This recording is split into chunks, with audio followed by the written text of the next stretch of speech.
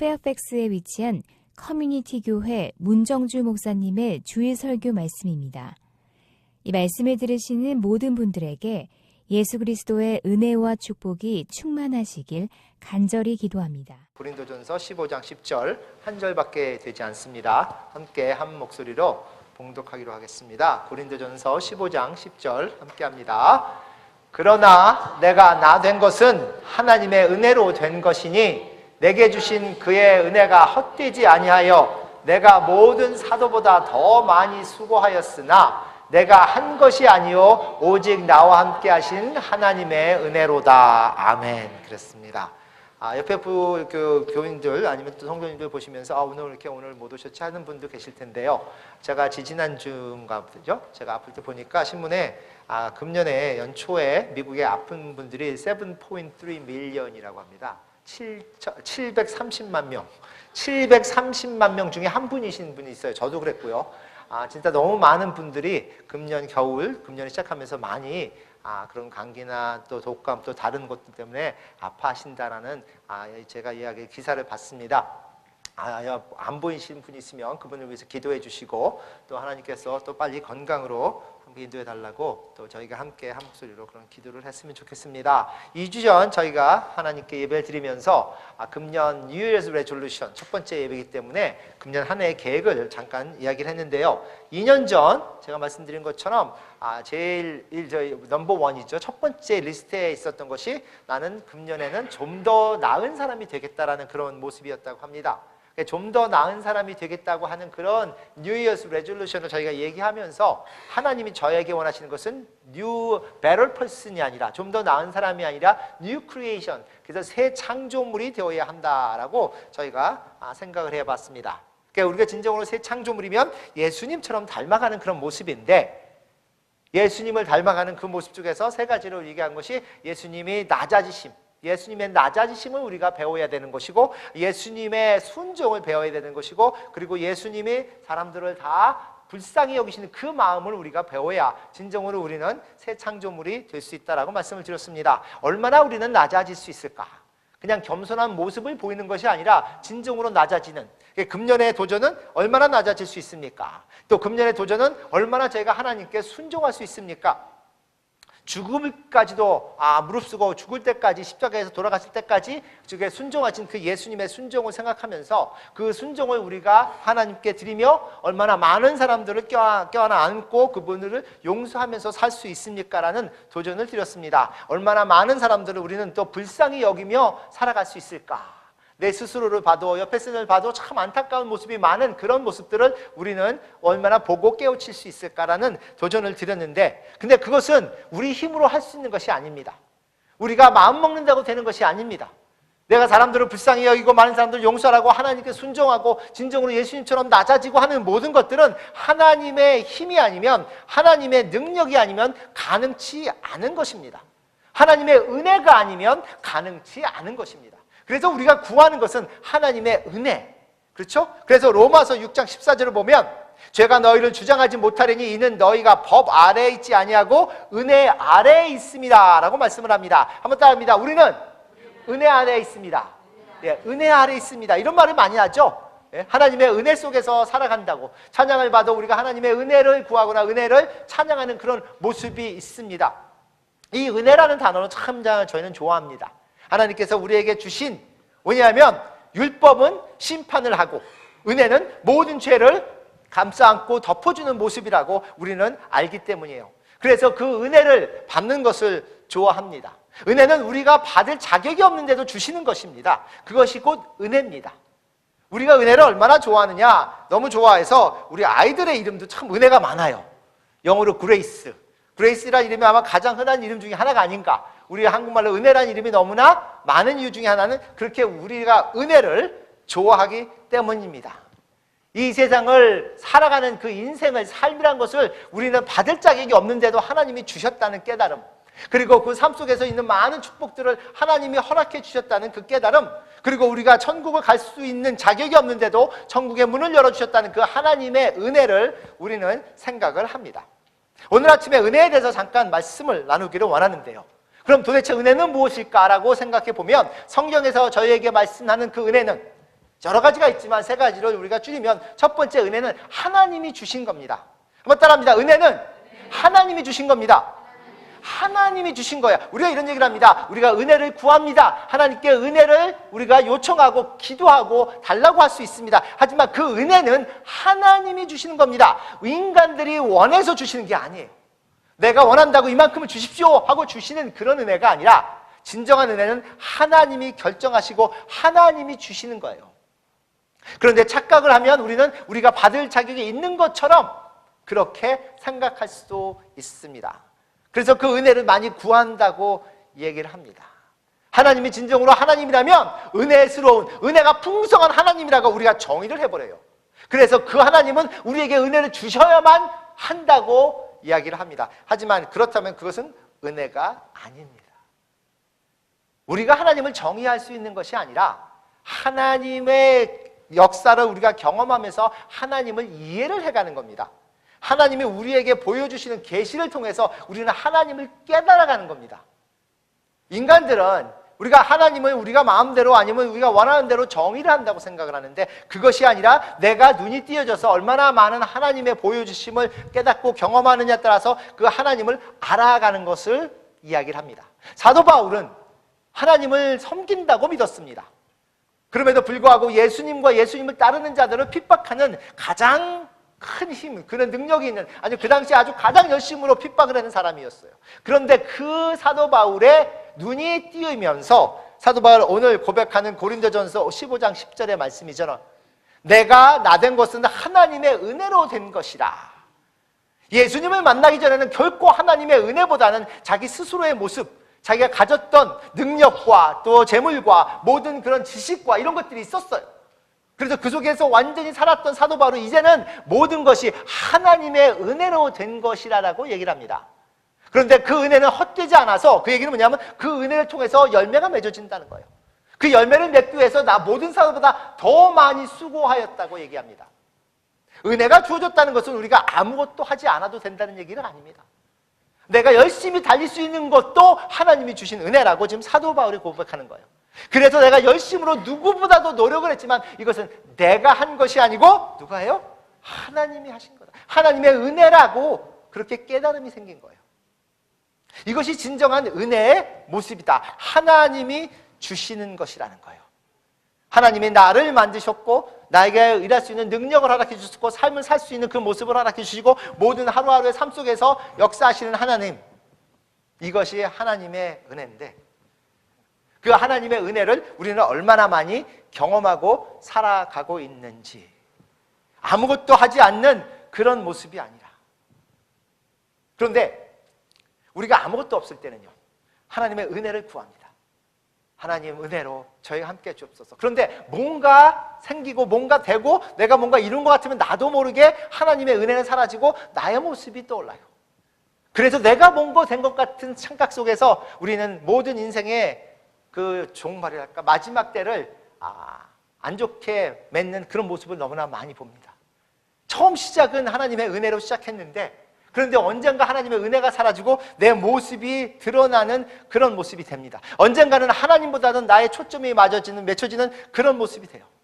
그래서 성경을 보면 은혜 없이는 아무것도 안 된다고 말씀하세요. 로마서 3장 24절입니다. 그리스도 예수 안에 있는 속량으로 말미암아 하나님의 은혜로 값없이 의롭다 하심을 얻은 자 되었느니라, 이렇게 얘기해요. 그렇죠? 예수님의 안에서, 예수님의 그 은혜 안에서 여기 보면 값없이 의롭다 함을, 공짜란 얘기죠. 내가 한 것이 없는 겁니다. 값없이 그렇게 은혜로 이렇게 해서 의롭다 되었다는 것은 하나님이 우리를 보시고 너는 죄 없다, 너는 깨끗하다고 결정하신 그 모습을 얘기하잖아요. 내가 한 것이 아니라 하나님이 한 것이고 예수님이 한 것이고 그것이 나에게 주어졌다는 거죠. 저희가 식당에 갑니다. 식당에 가서 맛있게 먹었습니다. 맛있게 먹다 보니까 야, 이거 너무 많이 먹었는데 이거 값이 꽤 나갔는데, 그리고 딱 간다고 하는데 그 주인이 있다가 걱정 마세요, 누군가 돈 다 대줬습니다. 그러면 여기 계신 분들은 그래요, 누군지 모르지만 감사하네, 땡큐 베리 마치, 그러고 야, 감사하다고 하시겠습니까? 아니면 아닙니다, 내가 먹었는데 내가 내야죠. 나 못 믿어요. 그거 믿을 수 없어. 이 세상에 공짜가 어디 있어요? 내가 내겠습니다 하고 내시겠습니까? 얼마나 많은 분들이 내가 되겠다고 내시겠어요? 그래서 성경에 보면 그 유대인들이 그렇게 했다는 모습이에요. 하나님께서 은혜를 베푸셨는데도 불구하고, 예수님께서 그렇게 오셨는데도 불구하고 그것을 받아들이지 않는 모습, 그 예수님을 거부하는 그런 모습이 있다고 이야기를 합니다. 하나님의 은혜를 받지 못하는, 그래서 갈라디아서 5장 4절에 보면 율법 안에서 의롭다 함을 얻으려 하는 너희는 그리스도에서 끊어지고 은혜에서 떨어진 자로다라는 거예요. 하나님의 은혜가 그 임했는데도 불구하고 그것을 받아들이지 않는 그런 모습. 그래서 자기네가 뭔가 해야 될 것처럼, 해야 하는 것처럼 우리는 율법을 지켜야만, 그래야만 용서를 받을 수 있는 것처럼 그렇게 해갔던 그 유대인들의 이야기가 나옵니다. 우리는 성경을 보면서 이렇게 얘기합니다. 구약은 하나님의 율법이고 신약은 하나님의 은혜다. 우리가 결정을 했어요. 왜냐하면 그것을 보면, 구약을 보면 하나님께서 율법에 대해서 많이 나오시고 율법을 지키는 이스라엘 사람들, 지키지 않는 이스라엘 사람들의 이야기가 있으니까. 그리고 신약에 보면 율법이 아닌 하나님의 은혜라는 얘기 나오니까. 하지만 하나님은 언제든지 은혜의 하나님입니다. 구약에도 은혜의 하나님이고 신약에도 은혜의 하나님이에요. 하나님이 아담과 하와를 창조하실 때도 은혜로 창조하신 거예요. 흙으로 인간을 창조하신 하나님이 하나님의 형상을 집어넣었을 때는 은혜로 집어넣으신 겁니다. 하나님의 결정에서 하나님이 다 주신 거잖아요. 아담과 하와가 가진 모든 것을 하나님이 주신 거예요. 하나님이 아브라함을 부르고 이삭과 야곱, 요셉을 부르셨을 때도 하나님의 은혜로 임하신 겁니다. 하나님이 이스라엘 사람들에게 율법을 주실 때도 그것은 은혜의 모습입니다. 저희 아이들이 밖에 나가서 좀 나갔다 올게요. 그럼 부모님들이 대부분 뭐라 그래요? 거의 대부분의 부모님들이 아이들이 나갔다 올게요 하면 하는 말이 있어요. 뭐요? 일찍 들어와라. 한번 다 합니다. 하나, 둘, 셋. 일찍 들어와라. 왜 그래요? 왜 굳이 아이들이 일찍 들어와야 합니까? 근데 부모님은 설명을 하지 않아요. 내가 너에게 일찍 들어와라는 얘기는 밖에 늦게 있으면 위험하고 다칠 수 있고 그 다음 일도 생각해야 되고, 그러니까 너는 일찍 와서 좀 쉬면 다음에 너에게 힘도 날 것이고, 이런 얘기를 하지 않아요. 네가 일찍 들어오면 엄마 아빠하고 얘기도 할 것이, 이런 얘기 안 합니다. 그냥 무조건이에요. 그냥 일찍 들어와라. 설명 없이 일찍 들어오면 그거 얘기를 듣고 나가는 아이는, 아 그래 우리 어머니가 나를 참 사랑해, 이런 얘기를 느끼겠습니까? 그러면 왜 굳이 일찍 들어오라고, 그냥 좀 늦고 놀고 싶은데, 늦게 하고 싶은데 이러겠어요? 왜 그러느냐? 설명이 없어요. 설명 없이 우리는 그냥 오라고 합니다. 그런데 현명한 자는, 진정으로 부모의 뜻을 이해하는 자는 이게 무슨 의미인지 압니다. 그래서 일찍 들어와요. 부모가 얘기해서가 아니라 그 의미를 깨닫기 때문에.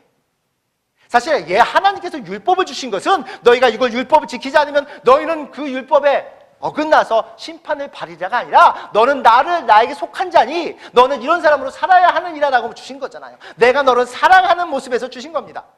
하나님을 거부하는 모르는 자들에게 주신 게 아니라 하나님의 속한 자에게 주신 거예요. 너는 나의 백성이고 나의 자녀들이니 너는 이런 모습으로 살아라라고 가이드라인을 주신 거잖아요. 그런데 그 유대인들이 하나님의 사랑을 깨달았다면 그러면은 그냥 지키고 싶었어요. 율법에 쓰여있는 것을 지키는 것이 아니라 하나님의 마음을 이해하는 데서. 그런데 그것을 이 유대인들은 일로 만들어 버렸죠. 그래서 그것이 진정으로 자기들이 뭔가 해야 되는 것으로 만들어 버렸습니다. 그래서 어려운 모습이 됐어요. 안 지키면 심판이 다가오고 두려움이 됐습니다. 이 세상에 법이 없이도 살 수 있는 사람, 이런 얘기를 하죠. 야, 저분은요 법이 없어도 살아요. 무슨 뜻일까요? 너무나 선해서 법이 없어. 그럼 법은 누구를 위한 거예요? 선한 사람을 위한 게 아니에요. 악한 사람을 위한 거예요. 그 모든 것들을 다 감싸해가지고 내가 원해서 지키고 그렇게 지키지 않아도 자연스럽게 살아가는 사람을 위해서 법이 있는 것이 아니라, 그렇지 못한 사람들을 위해서 너무나 넘어가지 말라고 이렇게 범주를 만든 거잖아요. 55마일 조는 누가 얘기했습니까? 결정했어요? 왜 어디는 45마일이고 어디는 55마일이고, 그러면 55마일에서 65마일 넘어가고 75마일 넘어가면 무슨 문제가 있습니까? 안전하게 하기 위해서 많은 노력을 하고 연구를 해보니까 이 정도는 되겠다. 그래서 결정한 거잖아요. 65마일 되면 당장 사람이 죽는 게 아니고 그 범주를 넘어가지 않는다고 우리가 이렇게 만든 거잖아요. 하나님께서 그런 하나님의 사랑의 표현으로 율법을 주셨어요. 그런데 우리는 그 율법을 꼭 완전히 사랑이 아닌 그냥 무슨 우리가 하나님께서 자기네 자녀들을 꽉 잡아서 못하게 하는 그런 모습으로. 그래서 사도 바울이 설명을 한 겁니다. 너희는 율법 아래 있지 않다는 얘기는 율법을 무시하라는 얘기가 아니에요. 왜냐하면 예수님은 율법을 다 지키기 위해서 오셨다고 그랬잖아요. 그 율법의 의미를 깨달아 알아야 한다는 얘기입니다. 하나님의 사랑이 사라진 율법은 그런 올무에 지나지 않는 거예요. 하나님의 사랑을 깨닫는 율법은 그 율법을 지키고 싶은, 아니면 지키지 않아도 될 정도로 하나님의 사랑 속에 있기에 은혜에 속한다고 얘기를 합니다. 그래서 로마서 11장 6절에 만일 은혜로 된 것이면 행위로 말미암지 않음이니 그렇지 않으면 은혜가 은혜되지 못함이다, 이렇게 얘기를 해요. 이 얘기는 행위가 무시된 얘기가 아닙니다. 이 얘기는 행위는 의미 없다는 얘기가 아닙니다. 이 얘기는 행위를 넘어선 얘기를 얘기합니다. 내가 조그만 겉으로 보이는 행위를 가지고 뭔가 이루는 것이 아니라 더 깊숙한 곳에서 모든 것을 주시는 하나님의 권세, 하나님의 주권을 인정하는 속에서 내가 하나님의 백성으로 살아가는 그 모습이 진정으로 예수님처럼 닮아가는 그런 속에서 내가 그걸 지키려고 하지 않아도 되는 그런 모습이에요. 왜냐하면 내가 뭔가 지켰다고 하면 내 속에 뭐가 있느냐면 이 자부심이 나와요. 프라이드. 내가 뭔가 했다는 것. 그래서 하나님을 믿기가 어렵고 예수님 받아들이기 어렵습니다. 내가 인생을 통해서 여태까지 내 힘으로 왔는데 이제 다시 모든 것이 하나님이 주셨다고 받아들이기가 어려운 거예요. 은혜는 하나님이 주신 겁니다. 어떻게 주셨느냐? 에베소서 4장 7절에 보면 우리 각 사람에게 그리스도의 선물의 분량대로 은혜를 주셨다 그랬어요. 각 사람에게 다르게, 은혜가 다 똑같은 모습이 아니라 하나님의 주권 안에서 주어진 거예요. 로마서 12장 6절에 보면 우리에게 주신 은혜대로 받은 은사가 다르다고 또 얘기를 합니다. 그래서 하나님께서 말씀하시는 거예요. 다른 사람과 비교하지 말라. 우리의 문제, 인생의 문제는 다른 사람과 비교하면서 생깁니다. 왜 저 사람은 저렇게 많은데 왜 나는 없습니까? 왜 저 사람은 저런데 나는 왜 이렇습니까? 라는 곳에서 생깁니다. 많은 것이 아무것도 없는 그런 나라에 가면요, 조그만 것도 참 너무 엄청나게 크게 보여요. 왜냐하면 다 없으니까. 그런데 너무 많은 곳에 가면 많이 있어도 많이처럼 느껴지지 않습니다. 왜냐하면 다른 사람이 더 많아 보이니까, 많은 것 같으니까. 하나님은 나에게 맞는 은혜를 주셨어요. 그런데 우리는 은혜를 어떻게 해석을 하냐면 내가 원하는 걸 받으면 은혜입니다. 근데 내가 원하지 않는 걸 받으면 뭐라 그래요? 심판인가요? 내가 원하는 걸 받을 때 은혜라고 얘기를 합니다. 우리가 하나님의 은혜를 그렇게 얘기하면서도 하나님의 은혜는 하나님의 주권 안에서 하나님이 주신 거예요. 그것이 좋건 안 좋건 상관없이 주신 겁니다. 남에게 비교해서 많건 작건 나에게 주신 겁니다. 아무것도 없는 내가 그래서 낮아지는 게 필요한 거예요. 아무것도 없이 시작한 나에게 주신 것은 모든 것이 은혜고 모든 것이 값진 거예요. 이것이 많건 적건 상관이 없이. 왜 내 인생은 어렵고 힘듭니까? 라고 우리가 얘기할 때가 있습니다.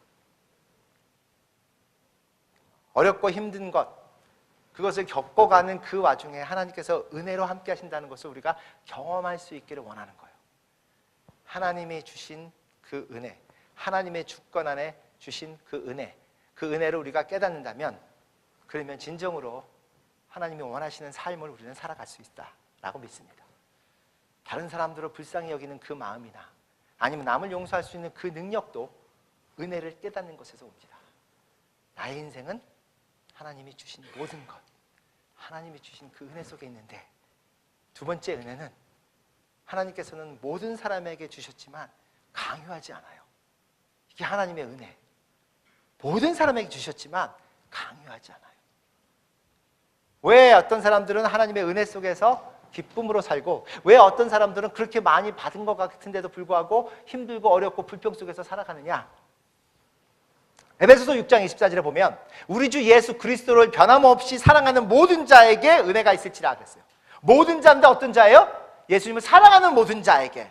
그래서 예수님을 사랑하는 모든 자에게만 은혜가 주어진 것처럼 이런 모습으로 나오는데, 또 디도서 2장 11절에 가면 모든 사람에게 구원을 주시는 하나님의 은혜가 나타난다고 또 얘기를 합니다.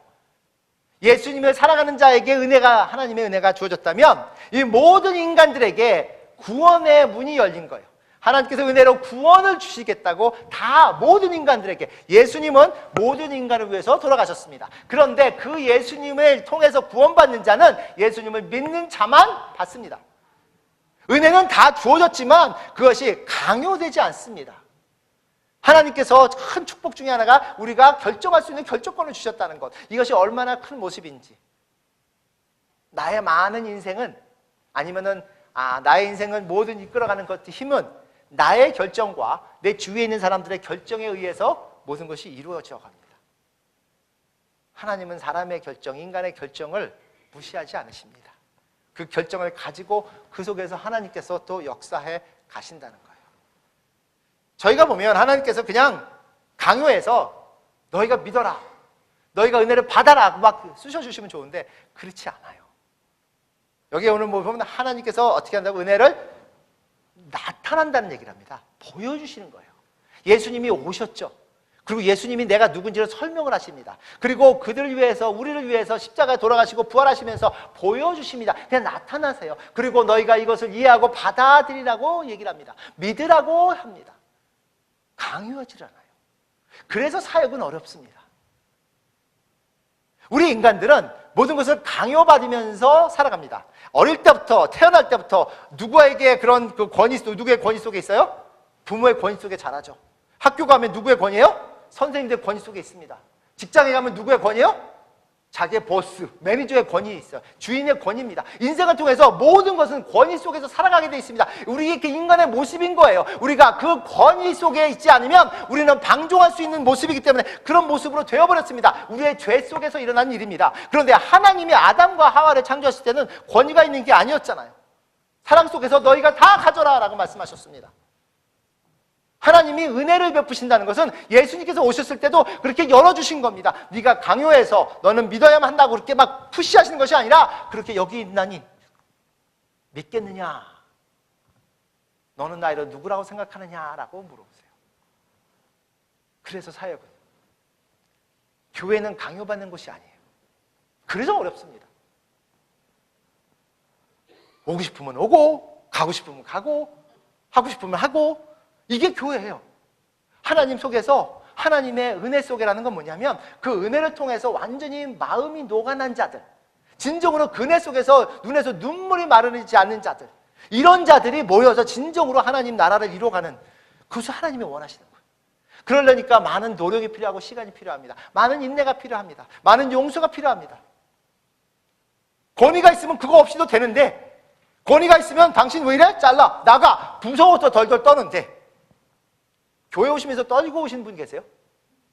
이거 떨린다. 야, 오늘 어떡하니? 하나님은 잘 보여야겠나? 목사에게 잘 보이고 오는 거는 그 교회는 문제가 있잖아요.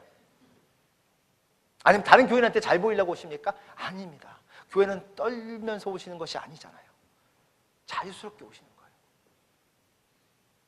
그런데 그 자유 속에서 하나님의 은혜가 임하셔서 마음이 녹아나고 영혼이 변화받는 그런 것을 하나님이 원하십니다.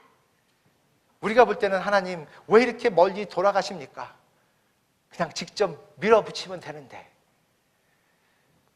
오늘 유다서를 보면 1장 4절에 이런 얘기 나옵니다. 이는 가만히 들어온 사람 몇이 있는데 옛적부터 이 판결을 받기로 미리 기록된 자들, 경건하지 아니하여 우리 하나님의 은혜를 도리어 방탕한 것으로 바꾸고 홀로 하나이신 주제 곧 우리 주 예수 그리스도를 부인하는 자다, 이런 얘기를 해요.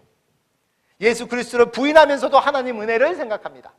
그래서 이렇게 얘기합니다. 하나님 은혜는 모든 것을 용서하시는 분이고 우리는 예수를 믿을 필요도 없고 하는 얘기를 해요. 그래서 예수님은 젖히고 내가 하고 싶은 대로 많이 해도 하나님은 은혜의 하나님이기 때문에 다 용서하신다는 그런 모습으로 변질시켜버려요. 은혜는 우리가 구할 수 있는 것이 아니라 하나님이 주신 것이라는 그 깨달음이 있지 않은 상태에서 우리가 원하는 대로 변질시켜버리는 모습입니다. 교회에 오면 은혜라는 얘기를 상당히 많이 하는데 그 은혜는 어떤 은혜인가? 저희가 나오면 또 요새는 이런 얘기 많이 하더라고요. I am not religious, but I am spiritual. 나는 종교적이지 않아요. 하지만 나는 참 영적입니다. 그 얘기는 예수님 필요 없다는 거예요. 그 얘기는 어떻게 보면 하나님도 내가 원하는 대로 만들 수 있다는 거예요. 그런 모습 속에서 우리는 살아갑니다. 그러다가 교회에 와서 하나님의 말씀 속에서 하나님의 은혜가 넘치는다라고 얘기를 합니다. 그런데 그 은혜가 얼마나 길게 갑니까? 문 열고 나가서 뭔가 문제가 있으면 그 은혜가 사라져버리는 그런 모습이 있죠. 언제 은혜가 있느니, 언제 그런 얘기 있었느니 하고 완전히 다시금 세상적으로 변해가는 그런 우리의 모습을 봅니다. 많은 사람들이 2000년 동안 예수님을 거부했습니다. 유대인 그들도 예수님을 거부했습니다. 그것이 하나님의 은혜, 주어지시는 은혜를 거부할 수 있도록 허락하신 하나님. 그래서 그 은혜를 깨달은 자는 너무나 감사합니다. 나로 하여금 그것을 깨닫게 하신 하나님. 은혜는 하나님이 모든 자에게 주어졌지만 강요하지 않는데, 세 번째는요, 은혜는 이 세상에 초점이 맞춰진 것이 아니라 천국에 초점이 맞춰진 거예요. 우리는 이 세상에서 살면서 예수님을 믿습니다. 그런데 그 예수님은 나의 인생 속에서 더 좋은 것을 더 많이 주시고 더 편하게 살고 더 잘 살고 이런 모습이 아주 머릿속에 있어요. 그런데 예수님은 그렇게 하기 위해서 오신 게 아니잖아요. 예수님은 네가 진정으로 인생의 의미가 무엇인지 깨달을 수 있느냐라고 오신 겁니다. 예수님의 초점은 천국이었지 이 세상이 아니었단 말이에요. 예수님이 가르치신 것은 이 세상에서 살으라고 가르치신 것은 천국에 속한 시민의 모습으로 살으라는 얘기예요. 잘못 생각하면 예수님께서 가르치는 모든 것들은 이 세상에서 열심히 이렇게 살라고 하는구나. 물론 살아야죠. 이 세상은 주어졌으니까. 은혜로 하나님께서 주신 거니까. 이것도 내 삶도 하나님 은혜로 주신 거니까. 하지만 이 세상은 살아가는 모습은 천국 시민으로서, 천국에 속한 자로서 너는 이렇게 살아야 하느니라라고 말씀을 하는 겁니다. 그리고 에베소서 2장 5절에도 허물로 우리 죽은 우리를 그리스도와 함께 살리셨다고 얘기를 해요. 너희는 은혜로 구원을 받은 것이라고 얘기를 합니다. 허물로 죽은 우린, 죄 속에서 죽었다는 얘기는 첫 번째 죽음을 얘기하는 게 아니잖아요. 두 번째 죽음을 얘기하는 거죠. 이 세상은 육체적으로 죽어서 떠나는 것이 아니라 하나님의 심판 속에서 다가오는 더 하나의 죽음, 하나님의 심판을 얘기하는 겁니다. 그래서 그 심판 안에 우리가 죄가 있다면 우리는 죽은 자입니다. 영원히 지옥으로 갈 수밖에 없는 자예요. 그런데 그런 우리를 살리셨다고 합니다. 살리셨다는 게 뭐예요? 이 세상에서 살아가는 우리의 모습이 확 변해서 예전에는 죽었는데 이제는 숨을 쉬는구나. 그것이 아니라 하나님의 심판 속에 섰을 때 우리는 산자로서 하나님과 영원히 함께하는, 그래서 은혜로 구원을 받았다는 것은 지옥으로 갈 자가 천국으로 가는 그 삶을 우리는 허락받은 겁니다. 나는 이 세상을 살면서 천국에 속한 자로 살아가고 있는 것인지, 나는 이 세상을 살아가면서 천국이 나의 것이고 나는 천국에 속한 자는 그런 깨달음을 가지고 오늘도 나아가고 있는 것인지, 그것이 진정한 은혜의 모습이라는 겁니다. 디도서 3장 7절에도 우리로 그의 은혜를 힘입어 의롭다 하심을 얻어 영생의 소망을 가진 상속자가 되겠다. 한번 따라, 나는 상속자라고 얘기합니다. 상속자, 무슨 상속자예요? 천국의 상속자라는 거예요. 받은 겁니다. 천국을 받은 겁니다. 그것이 하나님의 은혜입니다. 은혜로 주신 겁니다. 이 세상에 살만 주신 것이 아니라 우리가 천국에 갈 수 없는 우리를 천국에 속한 자로서 완전히 천국을 받은 자로 살 수 있도록, 그래서 우리는 그 받은 자의 모습으로 지금도 살아가는 겁니다. 그래서 이 세상에 있는 모든 인생의 일들이 우리를 그렇게 어렵게 할 수는 없는 거예요. 왜냐하면 우리는 이곳에만 속한 것이 아니라 진정으로 천국에 속한 자라는 그 깨달음이 있기 때문에. 저희가 제가 결혼식을 이제 주례를 하기 위해서 이제 젊은 신랑 신부들하고 같이 항상 그 대화를 합니다. 그래서 3번, 4번 정도 그런 카운슬링을 하고, 그리고 진정으로 서로를 사랑하는지 그렇게 얘기를 해요. 그리고 마지막 분에 제가 이렇게 묻습니다. 진정으로 결혼할 준비가 되었느냐? 이 남자를 이 여자를 사랑하느냐? 그러면 그래요. 예, I love him, I love her 이렇게 막 얘기해요. 그러다가 제가 이렇게 합니다. 그 얘기는 뭐냐면 이 세상에 있는 모든 여자들을, 이 세상에 있는 모든 다른 남자들을 포기한다는 얘기인데 괜찮냐? 그러면 눈동자가 약간 흔들려요. 가만히 있어봐. 그게 무슨 뜻이지? 그 여자만 보니까 이건 내 사랑 같은데 막상 모든 여자 옵션을 다 버린다고 생각하면 갑자기 이게 왜 그러느냐? 우리는 더 갖기를 원해요. 다 가진데 또 갖기를 원해요. 이 세상도 잘 살고 싶고 천국도 더 갖기를 원해요. 결혼을 했는데도 아직도 싱글처럼 살려고 원해요. 버리고 가는 것이 아니라 다 갖고 가기를 원해요. 그래서 사도 바울이 얘기하죠. 내가 예수님을 만난 후에 내가 가진 이 세상의 모든 것들은 뭘로 여긴다? 걸비지로, 배설물로 여긴다는 얘기예요. 그 얘기는 버리고 완전히 신기시는 게 아니라 이 세상은 살 동안 필요하겠잖아요. 하지만 그거 가치가 떨어졌다는 얘기잖아요. 그렇게 중요한 가치가 아니라는 거예요, 이제는. 하나님이 주시면 감사하고 그렇게 살아가겠지만 가치가 떨어졌다. 그래서 우리가 보면 진정으로 믿는 자들은 이 세상에 있는 가치가 어떤 것인지, 이 세상에 있는 모든 것들의 가치를 두면 아직도 천국의 가치는 중요할 수가 없어요, 그분한테. 다 가질 수 없습니다. 천국의 가치를 두면 이 세상의 가치는 떨어질 수밖에 없어요. 그래서 느긋할 수 있고 자비로울 수 있고, 그래서 많은 힘든 것들도 겪어나가는 능력도 아니면 인내도 생길 수 있는 거예요. 이것이 모든 성경에, 신약에 나오는 그 제자들, 성경 저자들, 사도 바울의 말씀입니다. 우리는 은혜에 속한 자라. 하나님이 주신 그 은혜, 그 은혜는 우리로 하여금 천국을 볼 수 있고 깨달을 수 있게 하는 그 깨달음 속에서 이 세상을 살아가는, 그래서 오늘 하루도 무엇으로 주어졌어요? 하나님의 은혜로 주어졌다. 그런데 그 오늘 하루가 하나님의 은혜로 주어졌으면 왜 우리가 그 기대가 크냐? 오늘은 하나님은 또 어떻게 인도하시고 어떻게 역사하시고 누구를 만나게 하시고 하나님과 함께 걷는 모습이 생깁니다. 나 홀로 되지 않는 거예요. 그래서 결코 외로울 수도 없습니다. 디프레션도 걸리면 안 돼요. 한번 따라합니다. 크리스천은 디프레션에 걸리면 안 됩니다. 안 되는 거예요. 내가 하나님을 믿는다면, 내가 예수님과 함께 걸어간다면 내 주위에 아무도 없어도 홀로 되지 않았기 때문에 디프레션에 걸리면 안 되는 거예요. 내가 그 속에 헤맨다면 나는 아직도 하나님의 크나큰 은혜 속에 있지 못하는 모습이에요. 아직도 율법 속에 있든지 아직도 세상 속에 있든지. 그래서 물어봅니다. 하나님, 오늘도 나는 무엇을 찾고 살아가고 있습니까? 무엇을 그리며 열심으로 달려가고 있습니까? 하나님의 은혜를 구한다는 것은 뭘까요? 우리는 보통 하나님의 은혜를 구한다고 할 때 내가 원하는 것을 구하면서 그 얘기합니다. 은혜를 구하십시오. 그건 뭐냐면 내가 원하는 것을 달라고 하는 것. 이것이 은혜가 아니에요.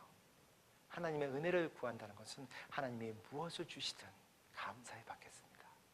이게 은혜를 구하는 거예요. 하나님이 무엇을 주시든 감사히 받겠습니다. 기도하겠습니다.